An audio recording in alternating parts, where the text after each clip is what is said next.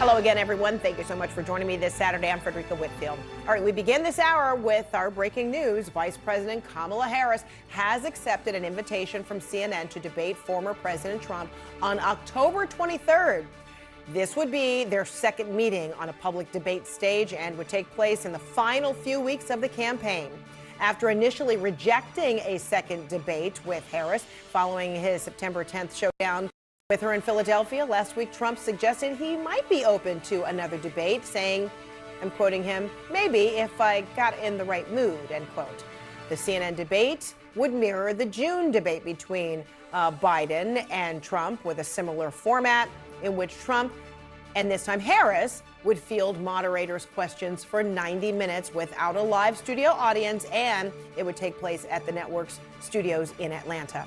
A lot of people say, oh, do it, it's great entertainment.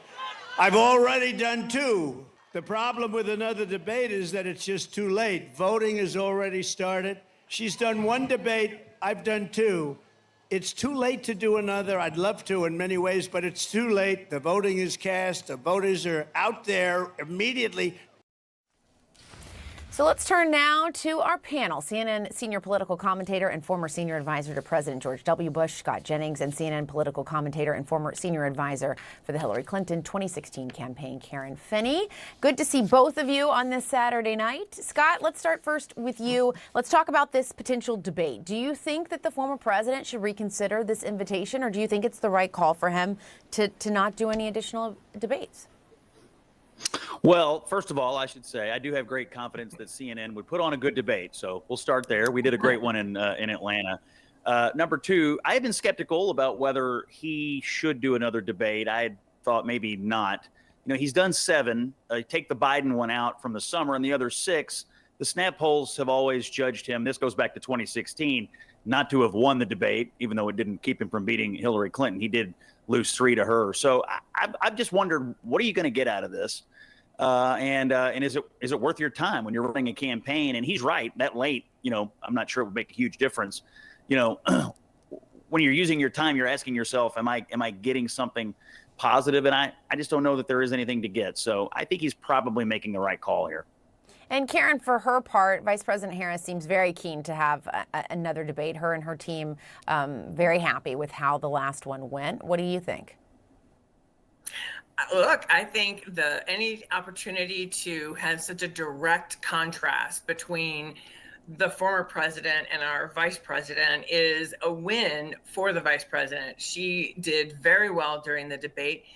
In large measure, I mean, her own performance, but we also saw, you know, Donald Trump has really lost a step from where he was in 2016, or even some of the debate performances we saw in 2020. We saw a lot of rambling. We saw, you know, he really had no discipline, no ability to stay on message and to stay focused. So I understand why they don't want to do a debate. I agree with Scott. Of course, the CNN debate would be excellent and a great opportunity. But I understand why he doesn't want to do it. And I do think it would be another great opportunity for the vice president. I think anytime she's in that environment, she's, you know, showing what a strong leader she is. What's your viewpoint here? Is it unnecessary, you know, or would it be instructive for the former president to debate again? Well, I think the former president would be crazy to debate again. I mean, he's not a particularly good debater. You know, he did terribly in the last debate. The only he benefited from Joe Biden's implosion in the first debate, but he's not a good debater, and he's so easily triggered and trolled by Kamala Harris, and he doesn't really discuss policy well. And he has a problem with facts and truth. So I'm sure his campaign doesn't want him to do another debate, because I suspect they know it will go very badly. And it's as simple as that. I just can't imagine any reason why he should go up there. It's just he'll just have another drubbing. Well, you heard the former president spinning it there, saying, you know, she's the one who performed so badly, and this is like a rematch, and that's what a fighter would do. But he needs to grow support. So we know his supporters are with him. Would it not be an opportunity to get more support? Well, sure. I guess he could. It's an opportunity. But the question is, what will he do? Will he continue to, you know, be triggered? Will he be distracted? Will he talk about people in Ohio eating cats and dogs? Will he not be able to answer questions whether or not he supports Ukraine in the war against Russia? I mean, I just don't know that he's capable of giving answers that would actually help him grow his support. He's done nothing up to this point to really expand upon his base. He doubles down on his base all the time. He needs to grow it. So this opportunity, I think he would blow it if he took you up on it. Gotcha. And Julian, we know the former president, he likes to come across as looking strong. Saying no to debate, does that make him look strong?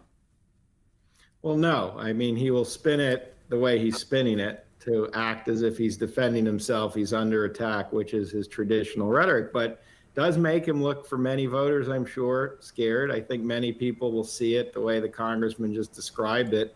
And this does undermine some of that image, although, again, for his supporters, his image endures. And we see those polls don't change much. So it's, what do the small pockets of undecideds think? And I don't think this benefits, but I don't think there's much he can do.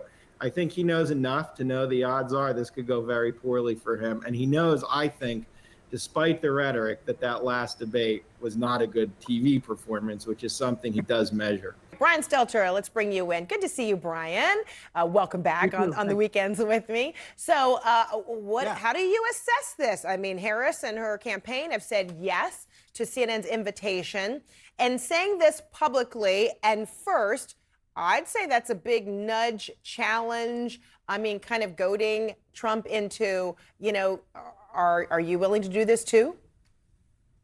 Yes, absolutely right. CNN says in a statement that the network believes this would be good for the country, for voters to have another debate. And I think we can all agree that that is the case.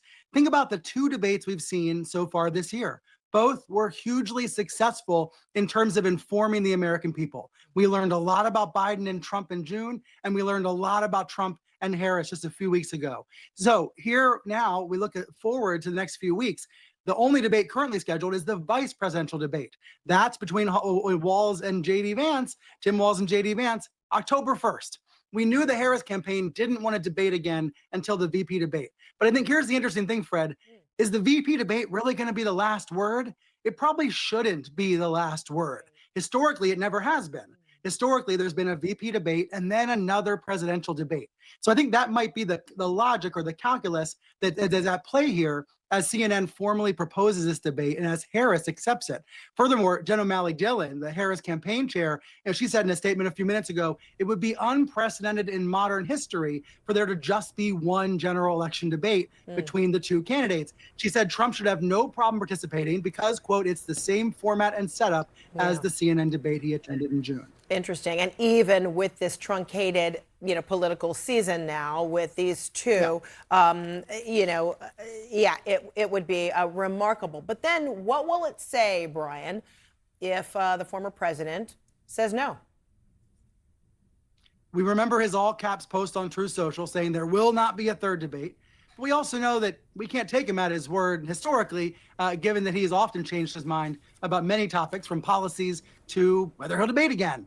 I personally, Fred, have believed all along that the former president will find it irresistible to reach 60, 70, 80 million viewers. President Trump, more than anyone else, knows the power of television ratings. He cared deeply about that even decades ago on The Apprentice. He still cares deeply today about television ratings. And he knows that both of the debates he's been in this year have been huge smash successes. So my gut as a TV guy has been that he will eventually agree to a debate because he wants to reach that huge audience in the final weeks before Election Day.